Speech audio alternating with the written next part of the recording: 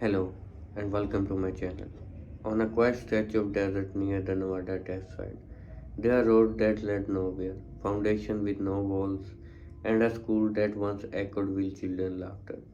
If you open a modern map, you won't find its town name. It's been razed so thoroughly that even long-time Nevadans sometimes doubt it ever existed. But it did, and for a few lactic hopeful years, it was one of the fastest growing communities in America. Its name was St. Thomas. Long before Las Vegas glittered with neon and billion-dollar casinos, before the Hoover Dam harnessed the Colorado River, St. Thomas was a stubborn little Mormon settlement planted in the harsh Mojave Desert. It was founded in 1865 by pioneers, sent south by Brigham Young to grow cotton and secure trade routes. The land was unforgiving, scorching summers, scarce water, and endless dust, but the settlers endured. They built adobe homes, dug irrigation ditches, planted orchards, and established a tight-knit community that revolved around faith, family, and survival. There was only one problem. No one was quite sure which state they were in. For years, St. Thomas was believed to be part of Utah territory. The settlers paid taxes to Utah, voted in Utah elections, and considered themselves Utahns. Then, after a new survey in the 1870s, the boundary shifted. Suddenly they were in Nevada. Nevada officials arrived asking for back taxes. The residents refused. Tensions simmered. Some families left rather than pay. Others stayed, clinging to their farms and their church, determined not to be pushed. Out by lines on a map.it was an early taste of how fragile a town's existence can be. By the early 20th century, St. Thomas had stabilized. It had a post office, a schoolhouse, general stores, and a population of a few hundred people. The Virgin River flowed nearby, sustaining crops of alfalfa and fruit trees.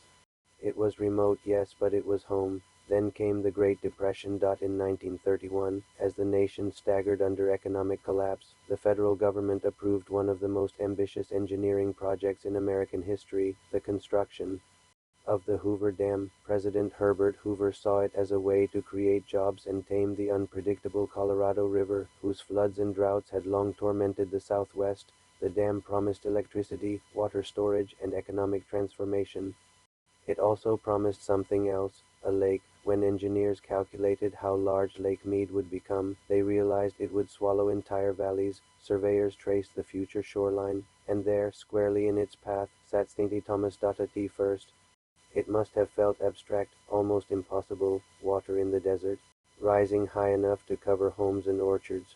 But the federal government was serious. The land would be purchased, the residents would relocate, the town would be dismantled. Imagine hearing that the place your grandparents built with their bare hands would soon lie beneath dozens of feet of water, not destroyed by war, not burned by fire, but quietly drowned in the name of progress. Some residents fought, they negotiated for higher compensation, they delayed, they hoped the projections were wrong. Others accepted the inevitable and began packing up generations of memories into wooden crates. By 1938, the waters of Lake Mead began creeping closer, families moved away, buildings were abandoned, the post office closed, the school fell silent. Eventually, the last residents left, and the desert town that had endured heat, drought, and political disputes surrendered to a rising tide. In 1948, Lake Mead reached its peak level, and St. Thomas disappeared completely beneath the water more than 60 feet down. On maps, the town's name faded.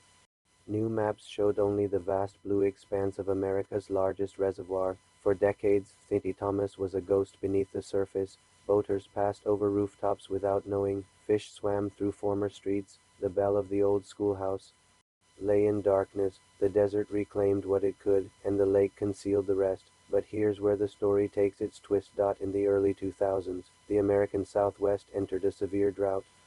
Year after year, rainfall dwindled, the Colorado River shrank, Lake Mead's water level began to drop slowly at first, then dramatically, and something extraordinary happened. In 2002, as the lake receded, the ruins of St. Thomas began to re-emerge. At first, it was just hints, a corner of a foundation, a line of stones that didn't look natural.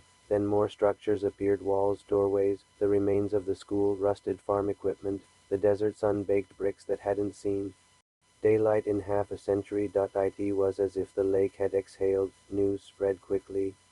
Curious visitors drove out to what is now part of Lake Mead National Recreation Area. They walked along dusty paths where boats once floated. They stepped through door frames that had once framed family dinners and bedtime prayers. They took photographs of the skeletal remains of a town that had been declared gone. For some descendants of the original residents, it was an emotional homecoming.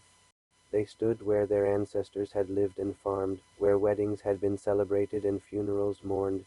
Elderly Nevadans shared stories passed down through generations of orchards heavy with fruit, of children racing along dirt roads, of Sunday sermons delivered in sweltering heat. The town that had vanished from maps had returned to memory, but St. Thomas is not just a curiosity exposed by drought.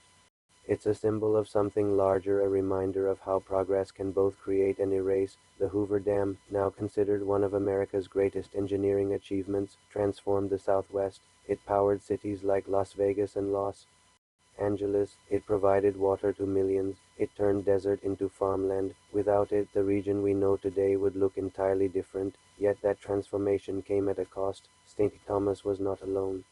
Other communities were displaced, though few were so completely submerged. The people of St. Thomas sacrificed their town so that a modern metropolis could rise elsewhere. There's an irony in that. Las Vegas, a city built on spectacle and illusion, flourished because a quiet farming town disappeared, and as climate change intensifies and drought deepens, the reappearance of St. Thomas carries another layer of meaning.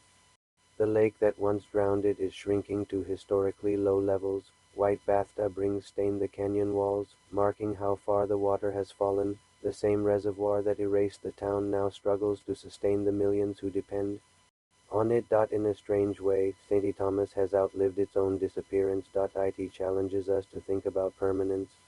We assume towns, cities, and borders are fixed. We print them on maps, engrave them on signs, teach their names to our children, but history shows how quickly they can vanish by flood, by fire, by economic collapse, or by deliberate decision. There's something haunting about walking through St. Thomas today. The wind moves through empty window frames, foundations outline rooms where lives unfolded. There are no roofs, no laughter, no lights in the windows, just sun, sand, and silence, and yet it doesn't feel entirely dead.